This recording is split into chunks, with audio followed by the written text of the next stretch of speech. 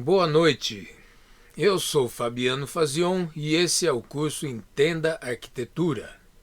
Hoje nós vamos ver a nossa aula número 6. Tá? Nessa aula nós vamos tratar, nós vamos começar a ver, na verdade, as propostas teóricas que deram origem, base, vamos dizer assim, ao modernismo. Nós vimos na última aula como que o modernismo atingiu a hegemonia e agora nós vamos começar a ver alguns dos textos canônicos, né, que são considerados assim fundadores do modernismo, tá? E é importante a gente notar o seguinte: muitas coisas que nós vamos ver agora nessa aula e na próxima, onde nós vamos estar revendo precisamente esses textos fundacionais do modernismo, muitas dessas coisas não são vistas normalmente por quem faz a formação normal acadêmica do modernismo, tá? Os arquitetos, os autores desses textos e tal são citados, muitas vezes são citados aí como sendo gênios, né? Aqueles mestres assim da arquitetura moderna, mas raramente se vai de verdade aos textos em si. Esses textos permanecem aí implícitos, tá? E muitas das coisas nós vamos ver na sequência aí, muitas dessas coisas precisam permanecer implícitas, porque se forem explicitadas, como nós vamos fazer aqui, algumas coisas são realmente chocantes e deixam claro assim a tessitura de princípios assim ideológicos que dá base ao modernismo e que, em geral, são bastante questionáveis, muitas vezes são até claramente reprováveis, tá? Então nós vamos ver algumas coisas, inclusive, meio chocantes aí que constam desses textos fundacionais, tá? Nessa aula número 6 nós vamos ver então, basicamente, propostas teóricas aí de dois considerados mestres, aí, fundadores do modernismo, bem lá do início do século XX. E na próxima aula nós vamos continuar vendo propostas teóricas, mas já de uma fase seguinte, tá? Então, existe um conjunto de escritos que serviram de base para expor e justificar as propostas modernistas. As medidas que essas proposições então foram se transformando em edificações, no entanto, muito dessas propostas se tornou implícito, sendo dado como certo e inquestionável na mesma proporção em que os textos originais foram sendo esquecidos ou explicitamente e propositadamente ocultados, de modo a inibir qualquer reflexão ou crítica a respeito. Assim, o que restou foram alguns slogans e alguns clichês que são até hoje considerados verdades reveladas, sem qualquer análise. O modernismo passou a ser uma questão de fé e o comportamento dos seus adeptos baseado em dogmas. Vamos retornar aos textos iniciais e verificar as suas propriedades argumentativas. Então, nós vamos começar vendo um texto que é muito importante, do Adolf Loos, um arquiteto austríaco. Tá? Esse texto foi publicado em 1908 e o nome o título do texto é Ornamento e Crime. Tá? É muito conhecido entre os arquitetos, os modernistas repetem isso até hoje, que o ornamento é um crime, citando o Adolf Loos, mas ninguém cita de verdade o texto em si do Adolf Loos. E a maioria dos arquitetos que eu conheci na minha vida nunca leu esse texto. Só conhece o título e esse slogan que ficou aí, né? E uma das características centrais do modernismo é justamente a eliminação dos ornamentos. Tá? Ao longo do século XX, isso se tornou um dogma, dispensando qualquer questionamento.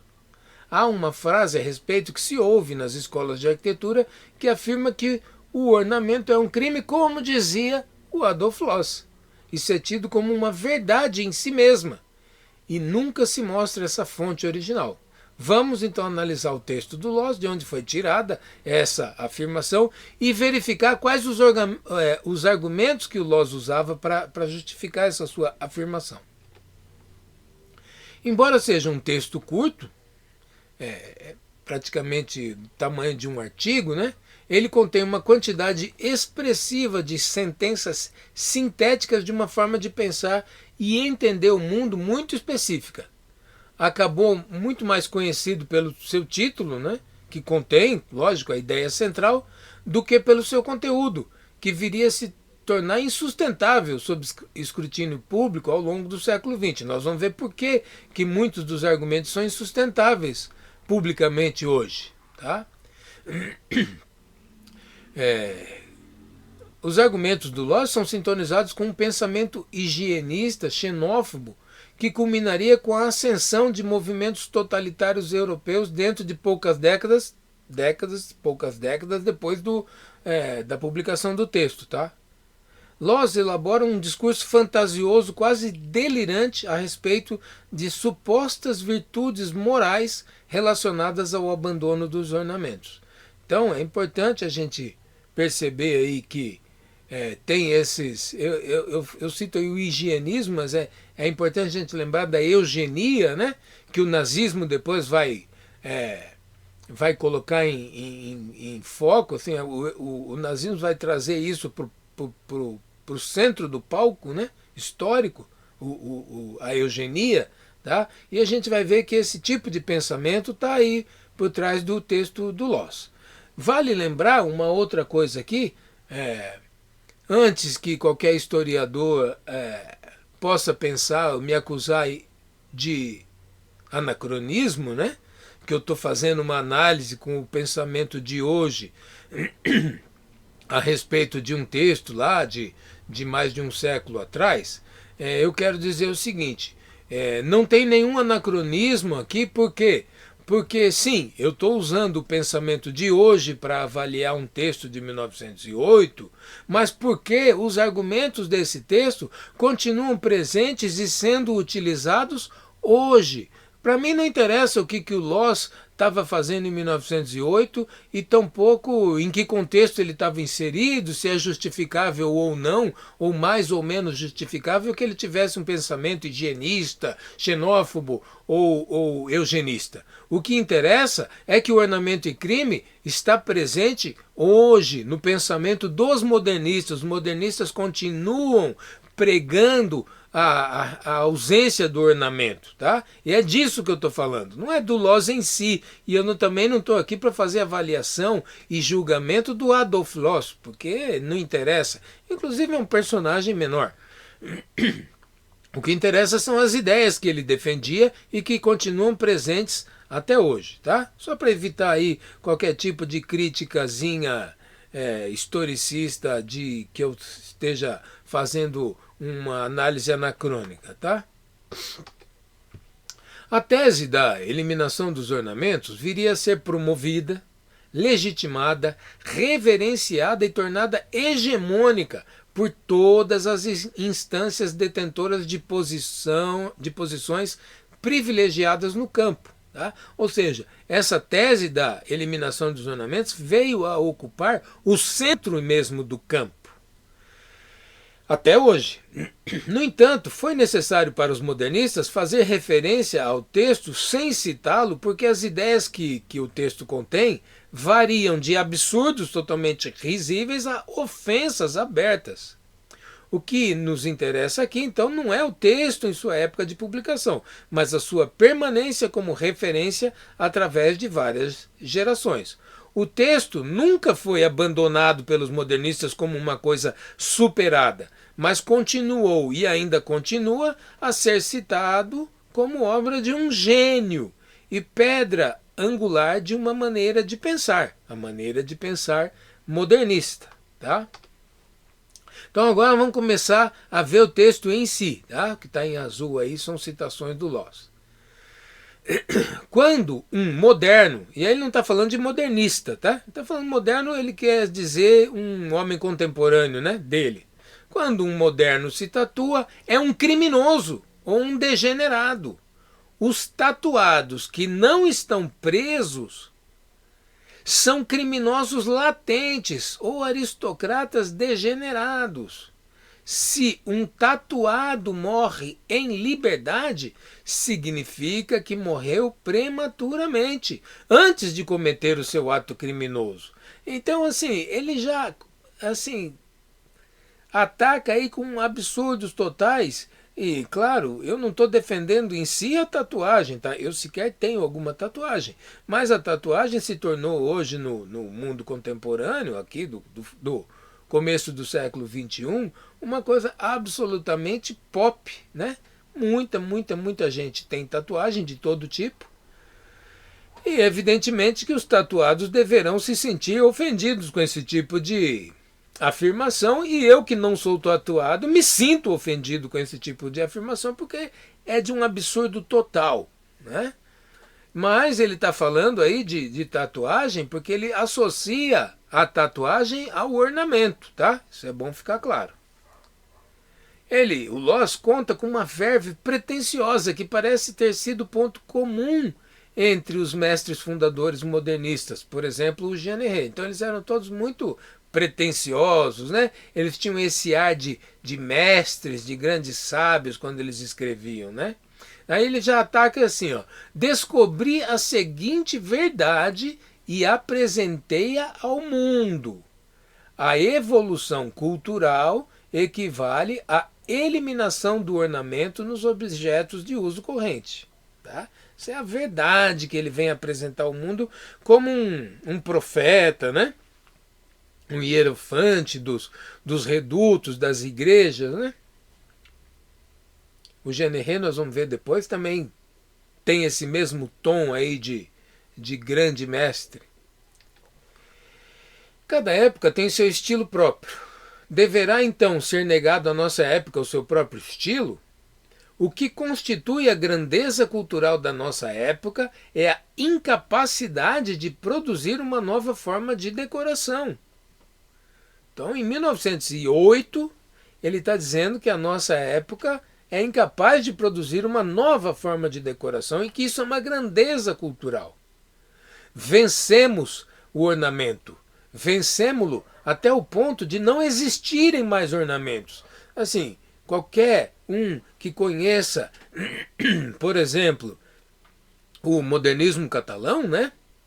Sabe quanto de ornamento tem ali e que vai muito além de 1908, né? Então ele está dizendo, e eu não sei em que mundo o Loss vivia, né? Na sua mente perturbada, dizendo que não existem mais ornamentos. Em breve, as ruas das metrópoles reluzirão como muros brancos, como a cidade santa de Sião, a metrópole do paraíso. Então, vejam que é uma espécie realmente de alucinação que ele está vivendo quando ele escreve esse texto, né? E ele coloca isso como realmente assim como um preceito messiânico. Só então o alcançaremos, o paraíso, né? Mas existem maus espíritos que não o toleram. A humanidade chegou a tal ponto de evolução que o ornamento já não a deleitava. O corpo tatuado já não atraía esteticamente, tal como atraía os nativos Papua. Antes, sim, diminuía, mas o homem moderno entender-me-á. Então vejam assim, realmente é um grau de psicopatologia, né, da pessoa que está dizendo, que está afirmando isso aí, né? O defensor do ornamento crê que o meu desejo de simplicidade equivale a uma mortificação. Realmente, equivale. Tá? De fato, para muitos, a eliminação dos ornamentos equivale a uma mortificação. Como sabemos, pode representar um fator patológico em muitos ambientes e situações. Eu estou citando aí o Papanek, né, um designer, arquiteto, foi aluno do Frank Lloyd Wright, né, ele fala exatamente isso, como ambientes e situações assim desprovidas de ornamentos podem ser realmente causadores de patologias no ser humano, tá? A convicção com que as gerações posteriores de modernistas iria se apegar a este princípio faz pensar em motivações que vão além ou permanecem aquém da racionalidade. Tá? Então, assim, não é absolutamente racional defender esse tipo de afirmação que o Adolf Loos estava fazendo. A racionalidade, tida como um importante fator da modernidade, não seria predominante nem nos discursos, nem nas ações de muitos modernistas, como demonstra o Adolf Loos, com essa frase. Quando vou a um festival de gastronomia, sinto repugnância pela ideia de ter de comer os cadáveres recheados destes animais. Eu como rosbife. Assim, o nível de absurdo do que o Adolf Loos afirma é total e absoluto, não tem racionalidade nenhuma. Ele diz que os cadáveres recheados causam repugnância, mas o rosbife não causa. Ele não associa o rosbife com um cadáver. Então, assim, é um tipo de argumento tão absurdo que esse texto realmente ele teve que ficar escondido pelos modernistas, né? Permanece.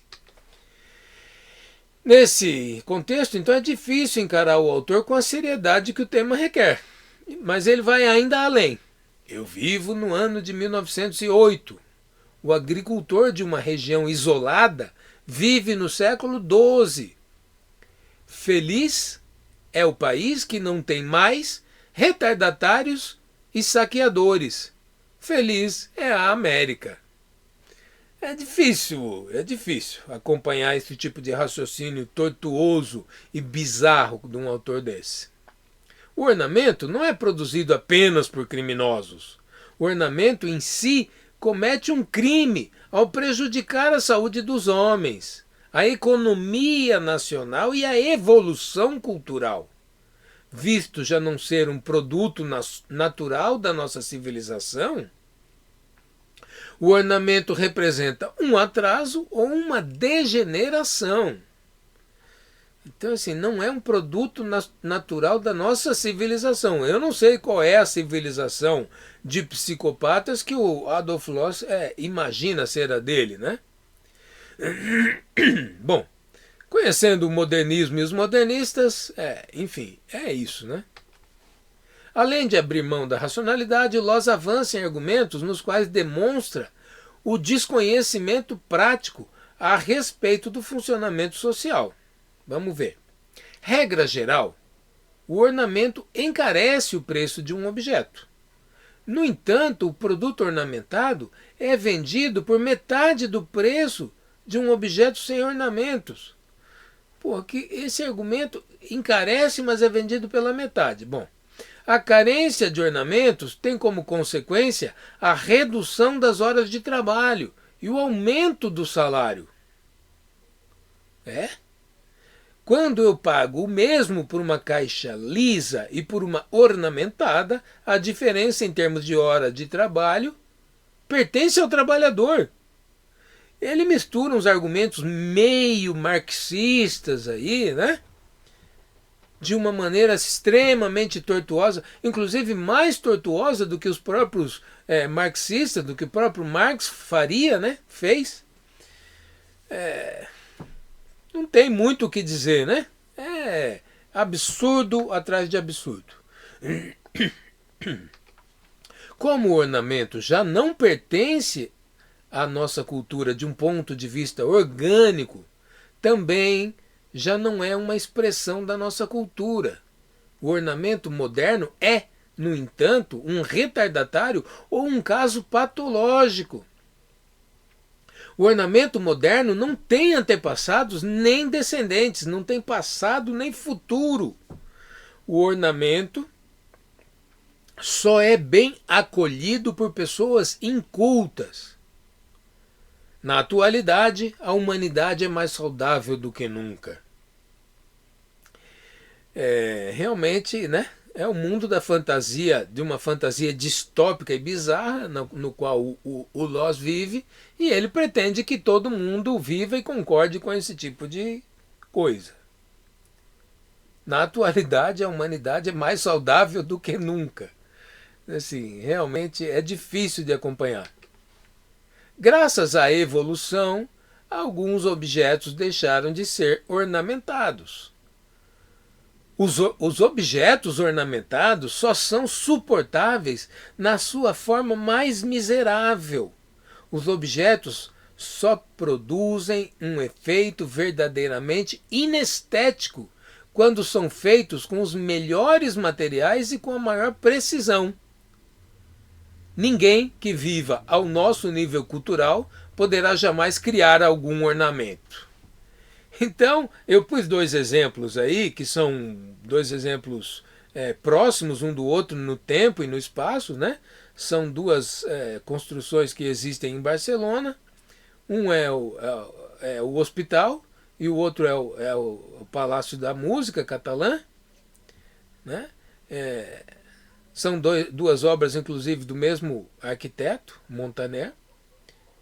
Mas assim, eu escolhi porque são obras extremamente ornamentadas, são obras maravilhosas, extremamente procuradas até hoje, ou talvez hoje mais do que nunca, pelos turistas que vão conhecer essas maravilhas do modernismo catalão. Mas existem muitos outros exemplos, tá? Eu só coloquei dois aí, dos quais eu gosto muito. E ele diz que ninguém ao nosso nível cultural poderá jamais criar algum ornamento. É evidente que o Montaner não estava no nível cultural do Adolf Loos, porque o Adolf Loos deveria estar encerrado num hospício. É óbvio isso. Tá? Era um cara com uma expressão psicopatológica elevada.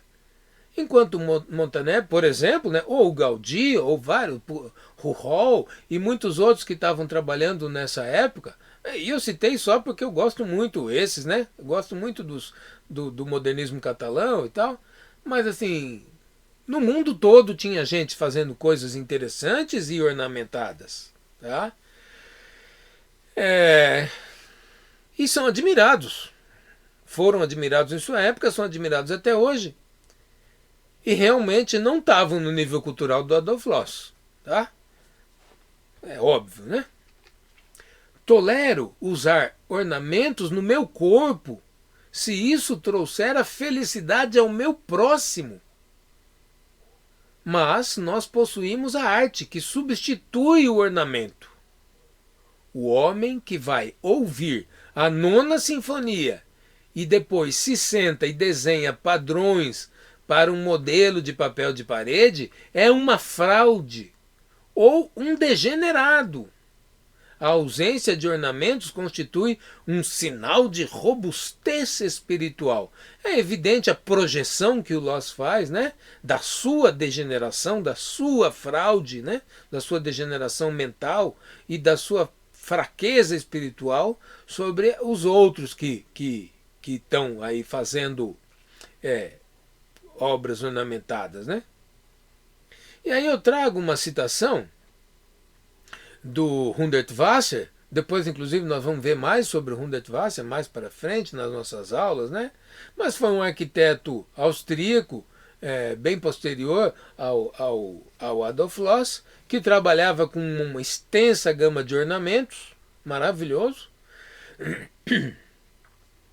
E ele fez um dos manifestos que o Hundertwasser publicou ao longo da sua vida, era justamente, eu trouxe um trecho aqui de um desses manifestos, onde ele fala o seguinte: pois foi na Áustria que esse crime arquitetônico foi lançado ao mundo. É, portanto, da Áustria que as reparações devem vir. O austríaco Adolf Loos trouxe essa atrocidade para o mundo. É uma tarefa minha e de todos nós, de ser o primeiro a reconhecer e combater a catástrofe que foi lançada, né, na Áustria 60 anos atrás, 60 anos da época do Hundertwasser, tá? Ele realmente pede desculpas ao mundo em nome da Áustria, pela Áustria ter dado à luz um degenerado, um monstro, um perverso, um psicopata como o Adolf Loos, tá? Então, agora nós vamos... O texto é curto, né, como eu disse, do Adolf Loos, são bem poucas páginas, e basicamente o importante do texto está todo aí, tá?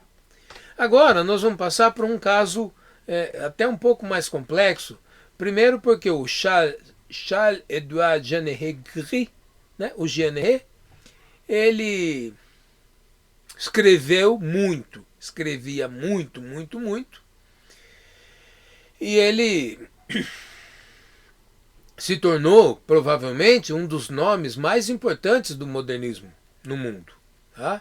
Cultuado e tido por muitos, nós vamos ver isso depois no nosso próprio curso, considerado assim um gênio, tá? Só que, em geral, também a mesma coisa que acontece com o Loos, não se retorna ao texto original do Jeanneret para ver o que realmente ele falava e tentar analisar ou avaliar o que ele dizia, que sentido tinha, né? Se tinha algum sentido, qual a racionalidade do que ele afirmava, tá? Então, vamos ver aí um livro, foi uma das primeiras coisas que o Jeanneret publicou, assim, importantes, chama-se Por uma Arquitetura, e é um livro que até hoje é estudado superficialmente, na verdade, né? Como eu falei, não se vai ao texto em si, tá? Mas ele é citado como um texto fundador. Qualquer estudante de arquitetura, logo no começo da sua faculdade, vai ouvir falar disso, possivelmente vai até ler, no mínimo, alguns trechos, mas nenhuma análise de verdade é feita do que o Jeanneret diz, né? E nós vamos fazer isso, tá? Então, o Jeanneret sempre esteve, sempre esteve interessado em realizar a sua autopromoção. E os seus escritos permitem deduzir que se considerava um personagem dotado de qualidades superiores. Ele se achava, né, um gênio, um mestre, um iluminado. Assim, ele se especializou, antes de mais nada, em construir uma imagem de gênio, dotado de características que o distinguiam dos demais. Com esse propósito, o suíço criou para si mesmo uma alcunha que viria a se tornar mais conhecida que o seu próprio nome, Le Corbusier. Eu já falei sobre isso na outra aula, é uma marca que ele criou, né? Com o propósito de criar um personagem diferente da pessoa ordinária e de seus colegas arquitetos, tá? Então ele já começa tentando se distinguir dos demais por aí, né? Ele tinha esse nome de guerra que era uma marca, né? E que ele usou a vida toda a partir de que ele criou. Antes de começar então a citar o Jeanneret, o livro em si, vamos lembrar aí uma citação do Salingaros, Nikos Salingaros, tá? Fazendo então uma análise aí do que o Jeanneret dizia e como ele dizia, tá? Não é coincidência que a propaganda, as modernas técnicas de propaganda se desenvolveram juntamente, né, simultaneamente ao design modernista. E os primeiros arquitetos modernistas mostraram um interesse agudo na manipulação psicológica. Já falei sobre isso, né? Técnicas de engenharia social. Tal. Essa manipulação psicológica foi então sendo incorporada na indústria de propaganda, né? O Le Corbusier, de fato, ganhou a vida fazendo mass media, né? Fazendo mídia e promoção comercial, independente do seu trabalho como arquiteto, tá? Então, é importante isso. O trabalho dele como arquiteto em si era menor, em número e em qualidade, evidentemente. Ele não tinha clientela expressiva, demorou décadas até ter. Quer dizer, quando ele já estava no centro do campo, é que ele foi ter clientes, né? Mas porque ele usou essas técnicas de mídia, de promoção comercial, de propaganda, né? De manipulação mesmo psicológica para se promover. Tá? Então ele já era famoso e ele já estava ocupando posições importantes no campo antes de ter praticamente construído qualquer coisa. Aí tem uma citação do próprio Jean Herré, que o Gideon publica no seu livro, que diz o seguinte: Rogers afirmou, Rogers o arquiteto, né, Richard Rogers, afirmou que sou um gênio. E eu, Jean Herré, lhe assegurei que eu era um asno. Então, veja aí os meandros psicológicos de um personagem como esse, que assegurava para o Rogers que ele mesmo era um asno e não um gênio, enquanto todo mundo falava, e fala até hoje, todo mundo do modernismo, né, que esse cara era um gênio. Então, assim, ele tinha pelo menos algum nível de autoconsciência, de saber que ele era uma fraude, né? Ele nasceu lá na Suíça em 1887 com o nome de Charles-Édouard Jean Gris. O auto-intitulado Le Corbusier publicou por uma arquitetura em 1923. Tá? Ele tinha 36 anos de idade quando ele publicou esse livro. E tinha até esse momento construído pouquíssimas obras, 7 no total, sendo que apenas 2 de 1922 eram fora da sua vila natal. Ou seja, ele tinha construído 7 casas até publicar esse livro, 5 delas na vila onde ele nasceu, para pessoas próximas, para pessoas da sua família. Tá? E eram casas que não tem nada a ver com o modernismo. Tá? E tinha construído em 1922, de alguma forma, por algum motivo, construído 2 obras fora da sua vila natal. Mas o seu livro, esse, que ele publicou com 36 anos, viria a se tornar parte do cânone da arquitetura moderna. A partir daí, desse momento, ele viria a publicar mais 46 livros, que é um número muito considerável, ainda mais se comparado ao número de suas obras, que foram apenas 79 obras até 1965, quando ele morreu. Ou seja, na vida inteira dele, ele fez 79 obras, sendo um dos caras mais famosos do mundo em termos de arquitetura, ocupando o centro do campo. Tá? Ele não construiu nada. Eu, que ocupo uma posição mais do que periférica no campo, e também geograficamente moro na periferia da periferia da periferia, tá? Além de ser no Brasil, é no Paraná. Além de ser próximo a Curitiba, não é nem sequer em Curitiba, é numa cidade do interior, ou seja, fora do mundo praticamente, desconhecido por todos. E tenho na minha carreira aí, em cerca de 33 anos de arquitetura, 34 vou fazer agora, mais de 700 obras. A tendência de eu ter 10 vezes a quantidade de obras ao longo da minha carreira, chegar a ter 10 vezes na minha carreira a quantidade de obras que o Le Corbusier fez, me permite dizer que ele construiu muito pouco. Tá? Mas ele publicou muitos livros, né? 47, tá? Então, na Fundação Le Corbusier tem lá, né, os livros que ele publicou, tá? Os 47 livros. Então, aí, umas capinhas e tal, só para a gente ter uma noção, não estou inventando nem nada. E também tem as 79 obras que ele construiu. Tá? Então, praticamente, o cara construiu pouco mais do que o dobro, não, menos do que o dobro de obras do que ele escreveu de livros. Tá? Um dos motivos da repercussão das ideias do Généré, além da sintonia evidente com o movimento cultural que se espalhava por vários países, foi a convicção de tons messiânicos com que ele as expunha, né, essas ideias, e as defendia. Afora sua até então pouca experiência prática como arquiteto, ele não tinha praticamente experiência nenhuma, e ele não tinha nenhuma experiência como urbanista. Então, afora essa pouca experiência prática que ele tinha como arquiteto e uma série de viagens e relações com artistas que ele tinha, sobra pouco para embasar toda a defesa de um ideário radical como o contido no livro.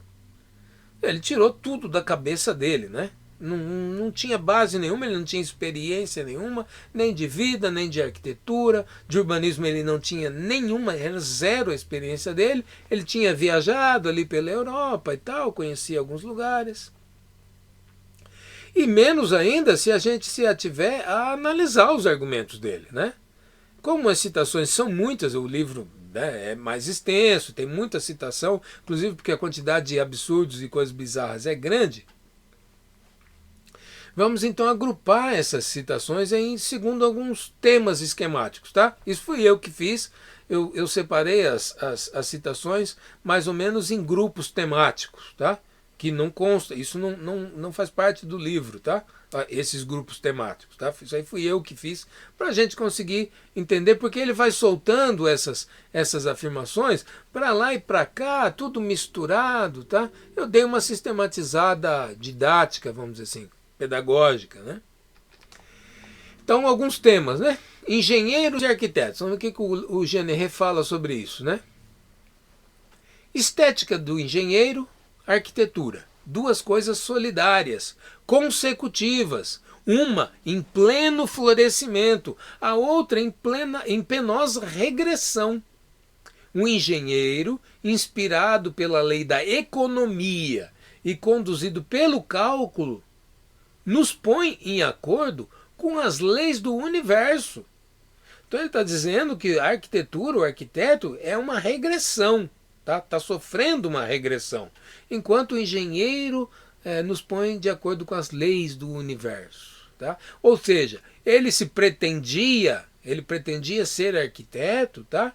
Mas na verdade, aparentemente, o sonho dele era ser engenheiro, coisa que ele não pôde fazer, porque não dá para ser engenheiro, até hoje não é possível ser engenheiro, só com conversa. Tá? Engenheiro a engenharia exige realmente uma série de cálculos e conhecimentos técnicos que a mera conversa, a mera retórica não é suficiente para suprir. E ele fez uma arquitetura toda de retórica apenas. Tá? Então, realmente ele demonstra uma inveja realmente dos engenheiros, né? Operando com o cálculo, os engenheiros usam formas geométricas que satisfazem nossos olhos pela geometria e o nosso espírito pela matemática. Suas obras estão no caminho da grande arte. Então aí a gente vê realmente o centro do modernismo, né? A geometria e a matemática, só que, claro, entendidos de uma maneira absolutamente tacanha, mesquinha, menor, tá? Porque a matemática e a geometria podem ser realmente atingir horizontes muito mais amplos do que esses retangulinhos dos modernistas, tá? E, evidentemente, qualquer obra do Gaudí, por exemplo, tá, tem uma geometria complexa ali, que o Gaudí sabia trabalhar, com a qual o Gaudí sabia trabalhar muito bem. Tá? Quem conhece aí aquelas maquetes de correntes, né, que o Gaudí fazia para desenhar seus arcos parabólicos, tal, sabe do que eu estou falando. Né? E, embora talvez ele não fizesse grandes cálculos matemáticos, porque justamente ele usava maquetes, pesos, né, saquinhos de areia e tal, para desenhar esses arcos, tem uma matemática ali, né? Mas isso, lógico, Le Corbusier não enxerga e não quer enxergar, né? Ele quer enxergar quadrados, retângulos, geometria e matemática reduzidos assim a uma coisa extremamente mesquinha. Os engenheiros são viris e saudáveis, úteis e ativos, morais e alegres. Os arquitetos são desencantados e desocupados, faladores ou lúgubres. É que em breve não terão mais nada a fazer. Não temos mais dinheiro para construir monumentos históricos. Precisamos nos justificar. Então, assim, o nível do argumento é de uma bizarrice similar àquela do Adolf Loos, né?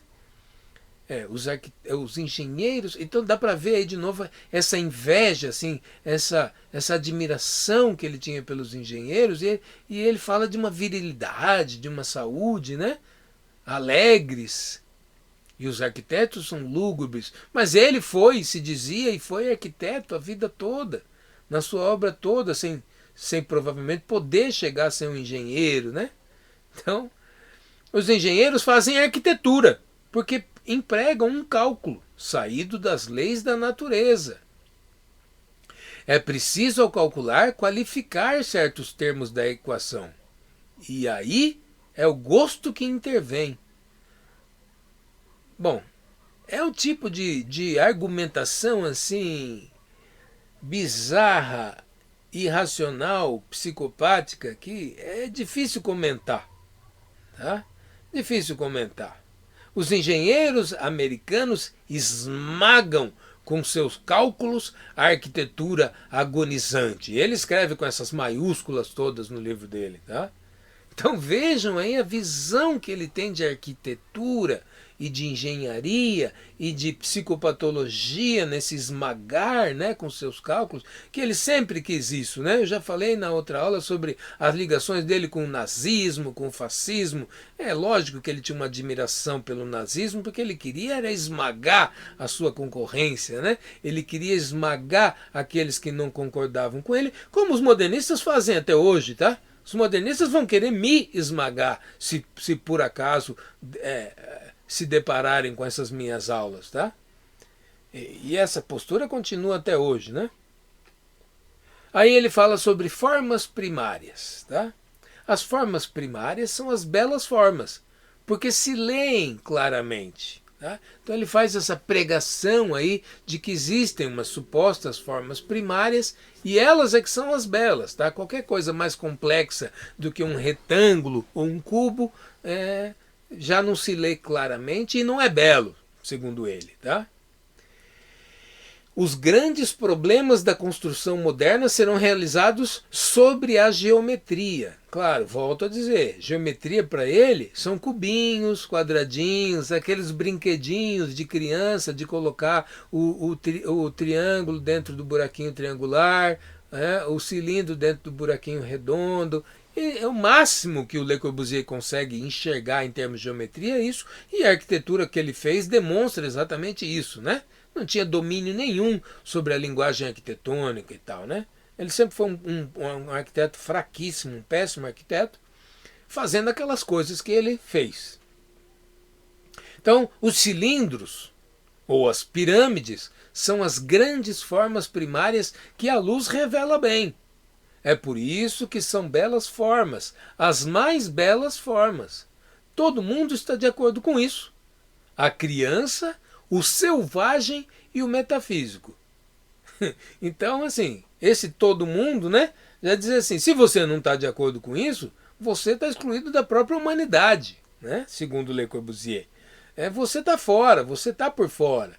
Tá? Você está errado se você não concorda que cilindro e pirâmide são as formas belas. Eu não é que não acho que pirâmides sejam belas, mas assim, ele reduz o mundo a isso, né?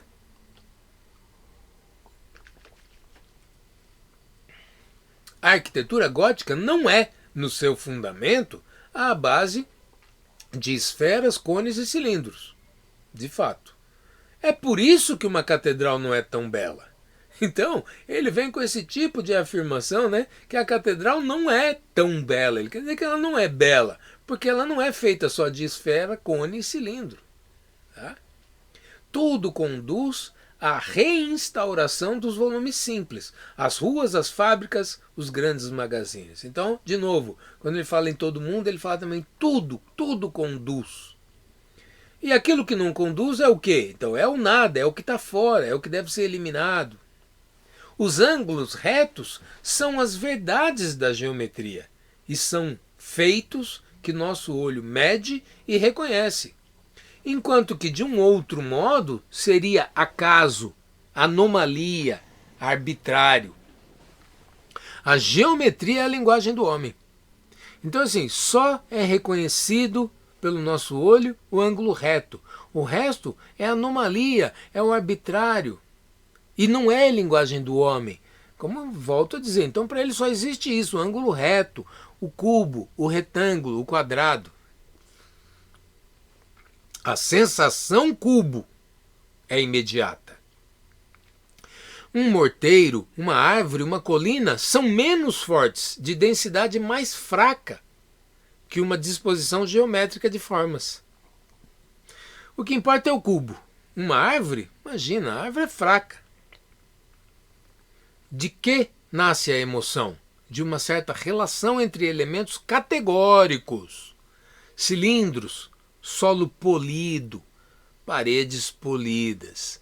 Então a defesa dele, né, dessa coisa do tudo lisinho, polido e cilindros, elementos categóricos, né, o cubo, o cilindro, é só isso que ele consegue enxergar. Então aí a gente vê claramente aquilo que eu já falei sobre o Loz, e acho que sobre ele também, a psicopatologia. Tá? Ele é um ser que tem uma mente tão restrita, uma visão tão patológica, que para ele o mundo é só cilindro e cubo. Tá? Ele acha que uma árvore, uma colina, não é uma boa forma.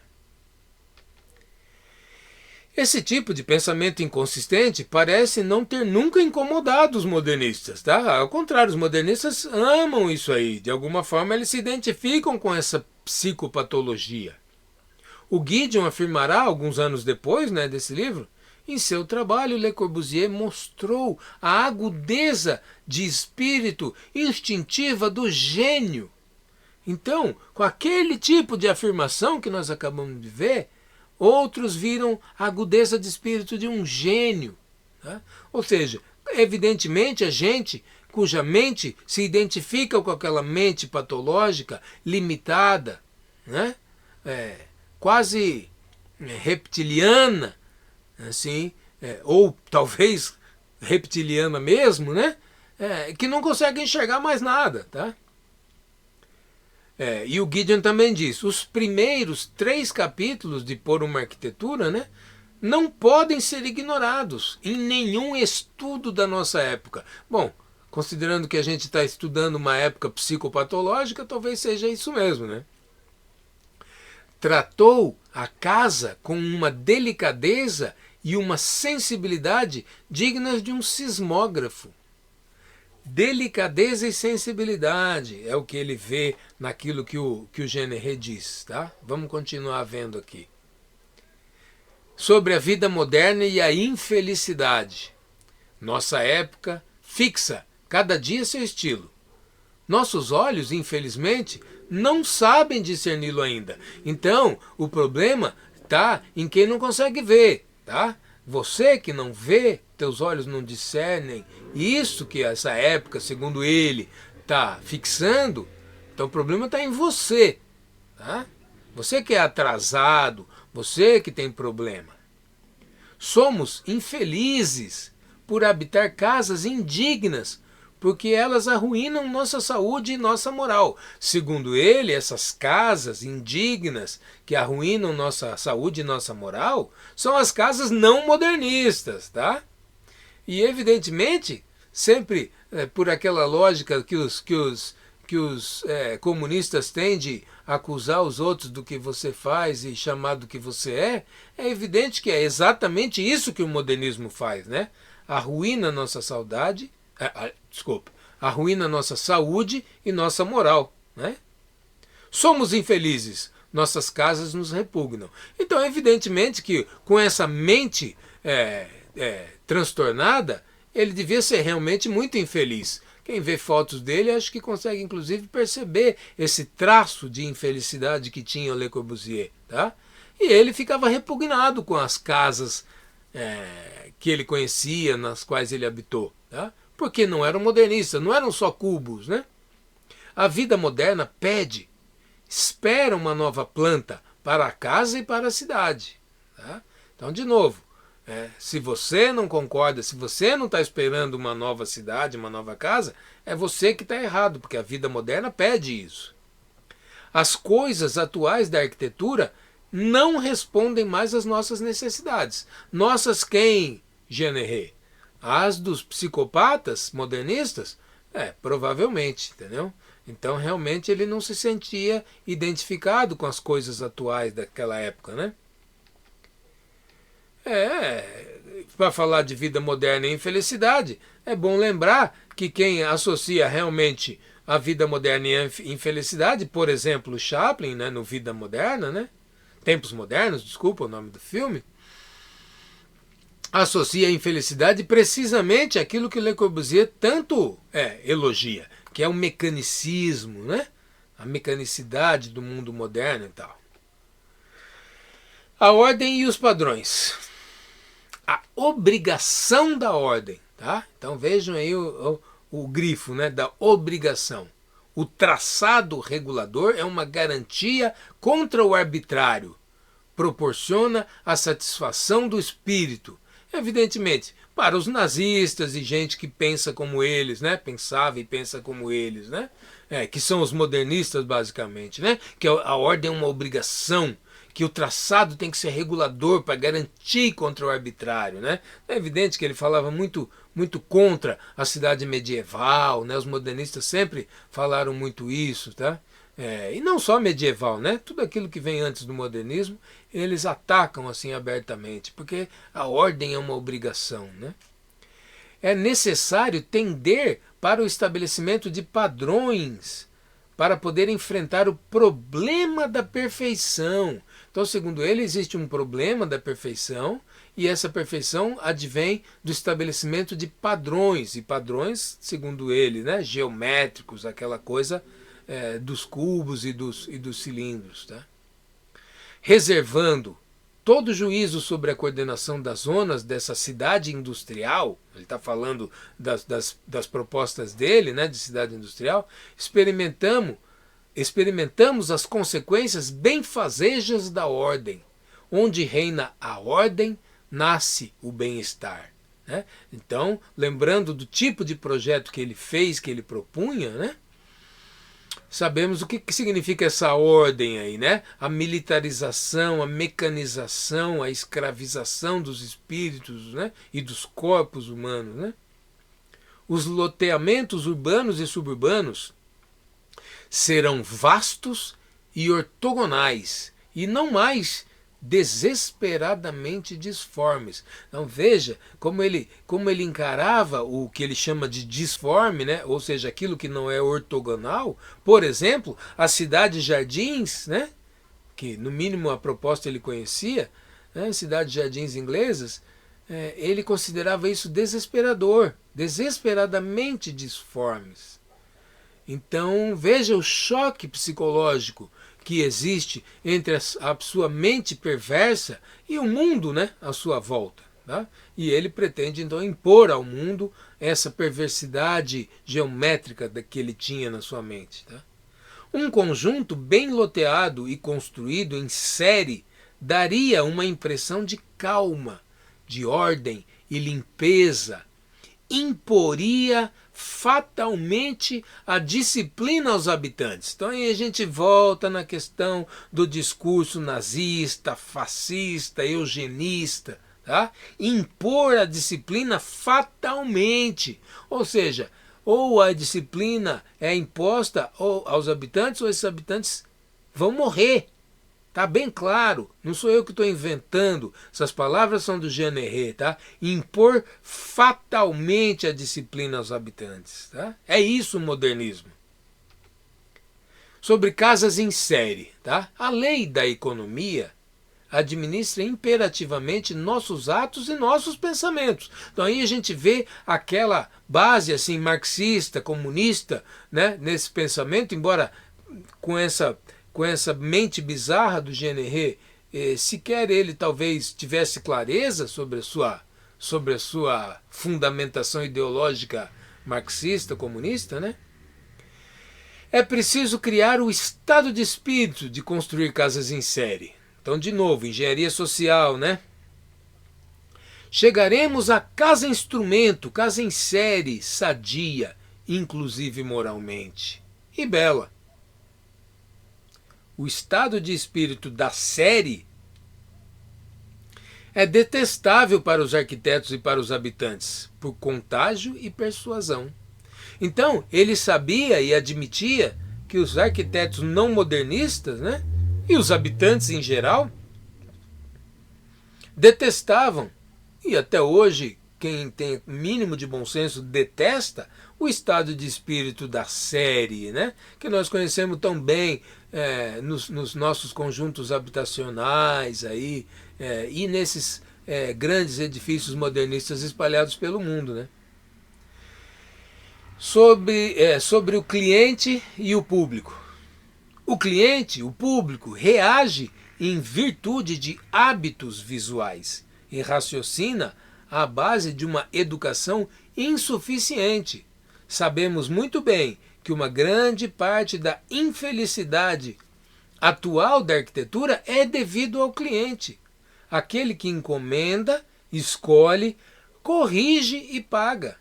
Para ele, nós escrevemos olhos que veem.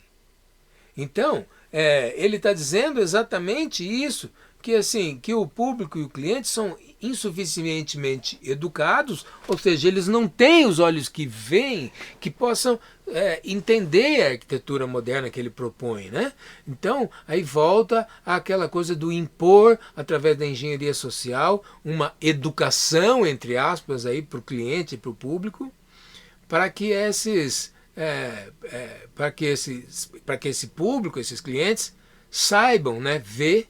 E daí não é à toa que nós vamos na próxima aula ver um livro que chama-se Saber Ver a Arquitetura, né? Para mim foi exatamente daí que o Bruno Zev tirou o título do livro dele, tá? Olhos que Veem, né? Então ele vai querer ensinar a gente a saber ver a arquitetura, tá? Ou seja, para a gente educar nossos olhos para sermos modernistas, né? E ele fala de uma grande parte da infelicidade atual da arquitetura. Tá? Então a infelicidade atual da arquitetura, para ele, é que ela não é modernista. Tá? Sobre os intelectuais e a elite. Ora, os indivíduos de elite que compõem o mundo da indústria e dos negócios estão entre os mais ativos criadores da estética contemporânea. Isso em 1923 era uma coisa absolutamente questionável, tá? Porque nesse momento a arquitetura moderna era extremamente periférica, como a gente já falou, só era construída quando financiada por governos socialistas, enquanto que a elite do mundo da indústria e dos negócios estava encomendando ou arquitetura simplesmente clássica, neoclássica, ecletista, coisas do gênero, ou, o que é mais interessante até, Art Deco, que era uma grande tendência nesse momento, durante algumas décadas, né, foi uma grande tendência, e o mundo da indústria e dos negócios encomendou, pagou muito projeto Art Deco, construiu muito Art Deco, pelo mundo todo, tá? A arte de nossa época está no seu lugar quando se dirige às elites. A arte não é coisa popular. A arte não é um alimento necessário, exceto para as elites, que devem se recolher para poder dirigir. De novo, a afinidade do pensamento do Corbusier com o fascismo, com o nazismo, com o comunismo, com esse tipo de pensamento, né? Que é a elite que deve se recolher para dirigir, tá? E que a arte não é para ser para o povo e tal. Então, a gente vê aí que demonstra esse tipo de A afirmação de Le Corbusier demonstra a incompreensão da sua posição, enquanto camada dominada da classe dominante. O Jenneré, evidentemente, fazia parte, como arquiteto e tal, da classe dominante, mas da parte dominada, tá? Que são os intelectuais. Tá? Jenneré clama por um reconhecimento e uma retribuição que não estava, de qualquer forma, reservada aos intelectuais, independente de suas contribuições, que ele se apressa em ressaltar e em oferecer. Tá? Ele queria ser reconhecido, ele queria vender seus projetos, ganhar dinheiro, tal, ficar famoso. Né? A sociedade moderna não retribui judiciosamente os intelectuais. Estaríamos entusiasmados em construir e evitaríamos a revolução. Então, ele quer ser retribuído, né? Ele quer receber uma retribuição melhor, ele se considera um intelectual, porque afinal de contas é o papel que ele assume, porque como arquiteto ele não construía nada, então ele escrevia livros, se considerava um intelectual, e ele estaria entusiasmado em construir. Só que, nesse momento, o modernismo não tinha ainda dominado o campo, e eles não estavam construindo praticamente nada. Né? Sobre evitar a revolução nós vamos ver mais depois. Sobre decoração. Os florões, as lâmpadas e as guirlandas, as besteiras gagás dos caipiras nos ofendem. Então, de novo aquela questão do ornamento, né? Ele usa uma outra argumentação um pouco diferente daquela do Loss, mas é a mesma coisa, né? Que são as besteiras gagás dos caipiras. Então, quem usa o ornamento é caipira e ofende quem tem esse tipo de mente modernista aí, perversa. Por que esses papéis nas paredes, cheios de cores, de desenhos, de miniaturas desenhadas e multicoloridas? Seus gessos e papéis coloridos são insolentes como os criados. Então, essa coisa dos criados aí nem é necessário comentar, né? É evidente a posição elitista na qual ele se coloca. E diz que os criados são insolentes, assim como as decorações são insolentes. Passou-se das satisfações primárias, o decorativo, às satisfações superiores, que é a matemática. Então essa coisa que ele chama de matemática, que evidentemente é uma parcela mínima da matemática, uma visão reduzida, reducionista da matemática, ele chama de satisfação superior. Tá? Agora, a decoração ele chama de satisfação primária. De novo, fazendo aquela inversão que eu já falei da mente reptílica, né? Então, assim, aquilo que realmente é o estético, ele chama de primário. Tá? A decoração é de ordem sensorial e primária, assim como a cor, e convém aos povos simples, aos camponeses e aos selvagens. O camponês gosta do ornamento. Então, ele chama a todos nós que apreciamos o ornamento e a arquitetura decorada e ornamentada de selvagens, né? E ele, consequentemente, com os seus cilindros e cubos, é um ser superior. Sobre Roma, tá? Tem umas observações interessantes que ele faz sobre Roma. Em Roma, o feio é legião. Uma cidade que se amontoa não é bela. Conservemos dos romanos o tijolo e o cimento romano e a pedra calcária, e vendamos aos bilionários o mármore romano. Os romanos nada sabiam do mármore. Então, não sei se está claro, mas assim, para deixar mais explícito, ele está propondo realmente assim, demolir as coisas, as construções romanas antigas, para vender o mármore, tá? Para colocar no seu lugar o modernismo. Infelizmente, isso em parte aconteceu. Também, felizmente, não aconteceu como ele pretendia, tá? Mas em Roma existem exemplos assim aberrantes mesmo do modernismo substituindo coisas antigas e ofendendo mesmo a nossa sensibilidade, né? E eu uso assim como um exemplo que para mim é muito gritante, é o Museu da Arapates, né? Que quem foi que projetou aquilo? É um desses modernistas mais atuais, aí, mais contemporâneos nossos, né? Mais recentes, vamos dizer assim. Nem me lembro agora quem foi que fez aquele troço, mas é uma obra modernista feita num lugar extremamente significativo assim, para a herança clássica de Roma, tá? Para abrigar uma descoberta arqueológica, na verdade, né? Que é o altar lá da Arapates. É difícil comentar esse tipo de coisa, mas enfim, Roma não é bela, segundo o Jean-Héré. O ataque frontal a uma cidade admirada ao longo dos séculos não tem nada de casual. Sendo a estadia em Roma considerada como um estágio importante no aprendizado dos arquitetos, então o que acontecia? Até começo do século XX, basicamente, existia uma coisa que chamava-se Grand Tour. O que era o Grand Tour? Qualquer intelectual, artista, ou pretendente, a pessoa culta, né? Quando tinha os meios, evidentemente, recursos para isso, ele empreendia o que se chamava de Grand Tour, que era o quê? Era uma viagem que costumava levar alguns ou vários meses, tá? Para conhecer uma série de lugares, de obras, de monumentos importantes que tem no Velho Mundo, né? Na Europa. Inclusive muitos americanos aí da passagem do 19 para o 20, né? Ainda fizeram também esse Grand Tour, tinham dinheiro para isso, né? Mas muita gente famosa, né? O Goethe é um exemplo, né? Mas muita gente, muito intelectual, artista e tal, famoso ao longo de vários séculos, tá? Empreendeu o Grand Tour, tá?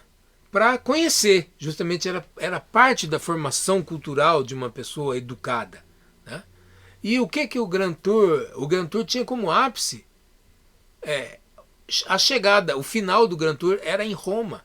Por quê? Exatamente pela quantidade enorme de patrimônio que tem em Roma e pela extensão temporal desse patrimônio. Então, a gente vai ver em Roma até hoje, a gente pode ver isso, obras, monumentos, mesmo que ruínas, mas assim, de antes de Cristo, né?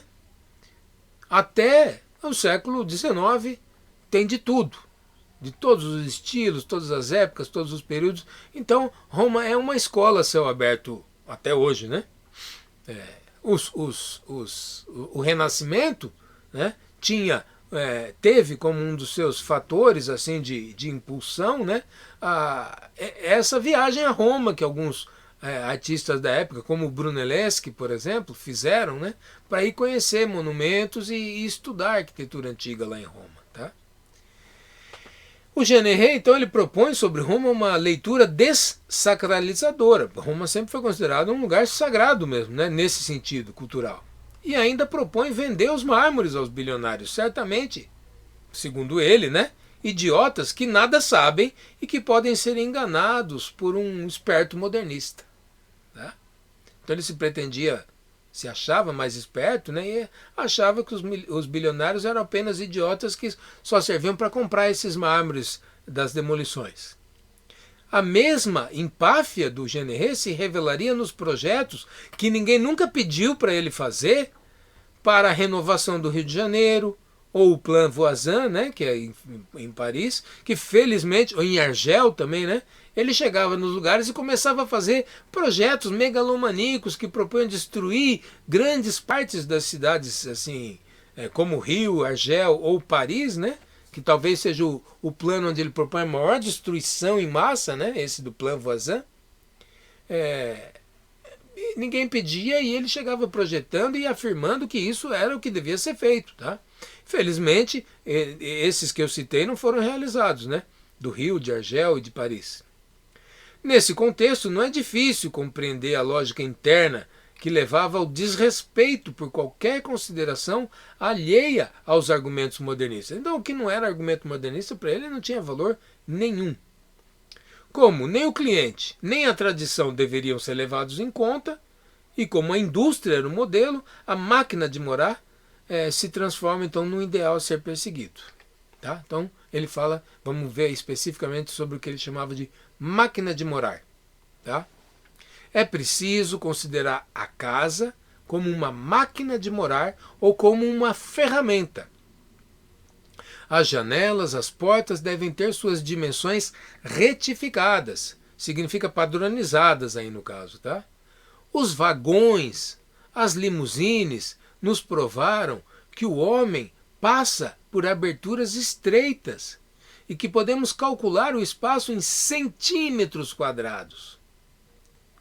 É criminoso construir um banheiro de 4 metros quadrados. A beleza, ela existe sempre onde houver intenção e os meios que são a proporção. O coração só será tocado se a razão estiver satisfeita, e isso pode ocorrer quando as coisas são calculadas. O que pode nos deixar orgulhoso é ter uma casa prática como sua máquina de escrever. Então, veja que está aí nesse discurso essa coisa de que os vagões provaram que o homem passa por aberturas estreitas. Então a gente não precisa e não deve ter uma porta larga, uma janela larga. Os espaços devem ser em centímetros. Tá? Tudo tem que ser apertado como uma máquina. Tá? E o homem que tem que se adaptar a isso. Tá? Não é a arquitetura que tem que se adaptar ao homem. Ele vai querer propor depois uma leitura do homem, né? Que ele chamava de modulor e tal, que é uma bizarrice mecanicista, tá? Com uma série de medidas em centímetros e tal. Sobre os elementos da arquitetura. A arquitetura, que é coisa de emoção plástica, deve empregar os elementos suscetíveis de atingir nossos sentidos, de satisfazer nossos desejos visuais e dispô-los de tal maneira que sua visão nos afete claramente pela delicadeza ou pela brutalidade, pelo tumulto ou pela serenidade, pela indiferença ou pelo interesse. Então, e essas maiúsculas todas são do texto dele, tá? Ele propõe então elementos visuais que satisfaçam nossos desejos, segundo o que ele imagina que são esses desejos, né? E eles devem nos afetar claramente, seja pela delicadeza ou pela brutalidade. E nós vamos ver um movimento, um submovimento no modernismo, algumas décadas depois, inclusive ele fez obras que são classificadas dentro dessa tendência, que se chama precisamente brutalismo. Tá? Então, brutalizar as pessoas, os ambientes, os clientes, era parte do ideário do Jean Herré, tá? Não só dele, né? Se tornou um princípio modernista. Então, brutalizar as pessoas está dentro da proposta modernista e, de novo, nos remete àquela tendência nazista, fascista, comunista, ditatorial, que os modernistas sempre tiveram e têm até hoje, né? O exterior é o resultado de um interior. Os elementos arquiteturais são a luz, a sombra, a parede e o espaço. Então, claro, esse tipo de afirmação é para a gente dar risada, na verdade, né? A luz, a sombra, a parede e o espaço. Isso aí não quer dizer absolutamente nada. É uma daquelas frases que ele dizia que, se for levado a sério, não é nada, não diz nada, é uma besteira. Tá? Mas o importante é o seguinte, que o exterior é o resultado do interior. Então, assim, essa coisa de que tem que ter uma fachada, de que o prédio tem que ser bonito, segundo algum padrão, que tem que ter elementos arquitetônicos, não, isso aí não importa. O que importa é um interior que é feito de parede, luz, sombra e espaço, ou seja, não dá sequer para fazer arquitetura com isso aí, que ele fala, e daí vai resultar um exterior, que é o cubo, né? Essa é a proposta modernista, tá? Se reduz a isso aí. Sem uma boa planta, nada existe. Tudo é frágil e não dura. Tudo é pobre, mesmo sobre a aparência confusa da opulência. Aí, de novo, são essas frases vazias, não significa absolutamente nada. O que é uma boa planta, né? Nada disso aí significa nada. É o tipo de discurso que ele criou para confundir, para dar ares de grandes verdades reveladas, né? Onde não tem absolutamente nada. O eixo é talvez a primeira manifestação humana. O eixo é a primeira manifestação humana. O que quer dizer isso? De fato, nada. Nada. É uma besteira total. O arquiteto confere fins a seus eixos. Também quer dizer nada. Esses fins é a parede. Sim, porque assim, está escrito no livro, tá? Não fui eu que errei aí, não, ao digitar. Esses fins é a parede. O cheio, sensação sensorial, ou a luz, o espaço, sensação sensorial. O que ele está dizendo de verdade? Nada, nada de nada. Parede, a luz, o espaço, isso não é nada, é um discurso abaixo de qualquer consideração, assim. É muito ruim, é um texto tão ruim quanto a arquitetura que ele produzia, tá? É isso que os caras, não só o Gideon que eu citei, mas até hoje, e você vai numa escola de arquitetura, os caras estão falando de Jean Herré, de Le Corbusier, né, como eles falam, né, da marca, como um gênio e tal. O cara falava esse tipo de coisa. Isso é levado a sério numa faculdade de arquitetura. Os modernistas levam isso a sério, tá? Então, assim, ou realmente quem leva isso aí a sério, ou não tem capacidade nem sequer de ler esse texto e ver que ele é vazio, que ele é um texto burro, ou então tá de sacanagem, né? Tá com más intenções, né? Ao defender esse tipo de ideia aí, tá? Tem uma mente tão perversa quanto a do Jean Herré. A substituição dos materiais naturais pelos materiais artificiais, dos materiais heterogêneos e duvidosos pelos materiais artificiais homogêneos e provados por ensaios de laboratórios e produzidos com elementos fixos. O material fixo deve substituir o material natural, variável a infinito. Então o natural é horrível, é variável ao infinito, é duvidoso, né? É heterogêneo. O que a gente precisa é de um material produzido com elementos fixos, testado em laboratório, né? Homogêneo, artificial. Aí nesse caso, ele não é que ele não está dizendo nada, ele está dizendo sim alguma coisa, e essa alguma coisa é o que está aí, né? É isso, quer dizer, é o ódio pela natureza, pelo heterogêneo e tal, e o desejo da padronização, da massificação, que eu tenho que bater nessa tecla de novo, volta naquela coisa da ditadura, do nazismo, etc. e tal, do impor aos outros a sua mente perversa e tal, que é o que ele está propondo aí. Sobre as cidades, né? Os traçados e os negócios. Tá? Está na hora de repudiar o atual traçado de nossas cidades, pelo qual se acumulam os edifícios empilhados, se enlaçam as ruas estreitas cheias de barulho. As grandes cidades se tornaram demasiado densas para a segurança dos habitantes e, no entanto, não são suficientemente densas para responder ao fenômeno inédito dos negócios. Um pouco ele está dizendo algumas coisas que fazem sentido, um pouco também tem umas coisas sem sentido, mas na verdade ele está dizendo que as cidades tradicionais, né, se acumulam, edifícios empilhados, ruas cheias de barulho, então ele quer a ordem, né, ele quer aquela coisa padronizada. E aí ele vai dizer que são muito densas para a segurança, mas não são suficientemente densas para responder ao fenômeno inédito dos negócios. O que quer dizer isso?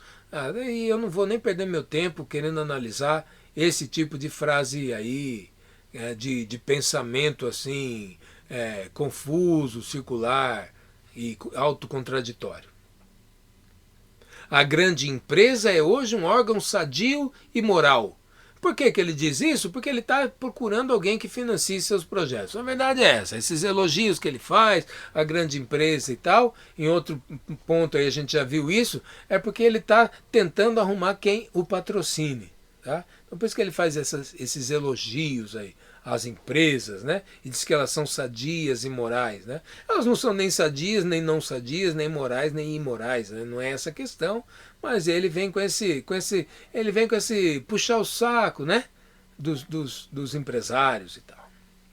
Atualmente, há unanimidade em considerar como prosadores perigosos, vadios, incapazes, obtusos e ansiosos os poucos que, tendo compreendido a lição do homem primitivo na sua clareira, pretendem que existam traçados reguladores. Então, segundo ele, quem pretende, como ele, né? Ele está falando dele mesmo, pretende que existam traçados reguladores. Segundo ele, isso vem de ter compreendido a lição do homem primitivo na sua clareira. O que quer dizer isso? Nada, absolutamente nada. É o tipo de discurso sem significado racional que ele usa para construir assim uma retórica rebuscada para esconder os seus absurdos, né? Mas o que é interessante é que ele diz que naquela época havia uma unanimidade em considerar esse tipo de gente como ele, como prosadores perigosos, vadios, incapazes, obtusos e ansiosos, que é exatamente o que ele era. Tá? É exatamente o que ele era. Sobre a massificação. Aí vem as coisas que lembram bastante os textos do Adolf Loos, que a gente viu agora há pouco. Não tirem a roupa no quarto de dormir. É pouco higiênico e isso cria uma desordem penosa. Exijam paredes nuas no seu quarto de dormir. Exijam o vazio. Vão aos velhos castelos ver o mau gosto dos grandes reis. O gramofone lhes evitará a sala de concerto e as gripes. Suprimam os móveis e tapetes do Oriente. A mecânica traz consigo o fator de economia que seleciona. Há um sentimento mecânico, sentimento moral. Então, assim, ele mistura um monte de coisa bizarra. No fundo, ele está querendo dizer um pouco que não pode ter ornamento, mas não é para tirar a roupa no quarto de dormir, exigem paredes nuas. Assim, são sintomas. Esses textos, para mim, são sintomas de uma mente perturbada, tá? Aí ele faz esse tipo de afirmação que é um pseudo-conhecimento, né? Todos os homens têm as mesmas necessidades. Evidentemente, qualquer pessoa sensata sabe que isso não é verdade. Mas ele, como se, primeiro, tem uma mente perturbada e, segundo, ele acha que ele é um gênio, ele acha que aquilo que ele vê são verdades a serem reveladas e ele fala esse tipo de coisa como a gente viu também no texto do Adolf Loos, né? A gente vê que existe uma similaridade, assim, um paralelo entre as perturbações mentais dessas pessoas aí, desses modernistas, né? Aí vamos ver, agora já então vamos terminar aqui o texto sobre a visão do texto do Le Corbusier, tá? E já vamos encerrando essa aula que já está longa. Arquitetura ou Revolução, tá? É como ele termina o livro dele, tá bom? Não, desculpa, não é como ele termina o livro, eu me enganei. É como ele termina lá o prefácio do livro, tá? As diversas classes ativas da sociedade não têm mais um abrigo conveniente, nem o operário nem o intelectual. É uma questão de construção que está na chave do equilíbrio rompido hoje. Arquitetura ou revolução. É muito interessante, muito reveladora essa frase. Jean Héré, propõe ele mesmo uma revolução, né? Ou seja, mudar tudo, transformar as cidades para um novo homem e tal, afirma talvez intuitivamente o princípio da substituição da revolução considerada como transformação violenta por uma revolução cultural que se infiltra nas mentes e opera no inconsciente. Tá? Aqui aparece o verdadeiro propósito do movimento modernista, transformar a configuração espacial para impor uma nova maneira de pensar e de sentir, para criar seu homem novo, submisso e cordato, sem que seja necessário, Gramsci, né? É o gramscismo aí, avant la lettre, né?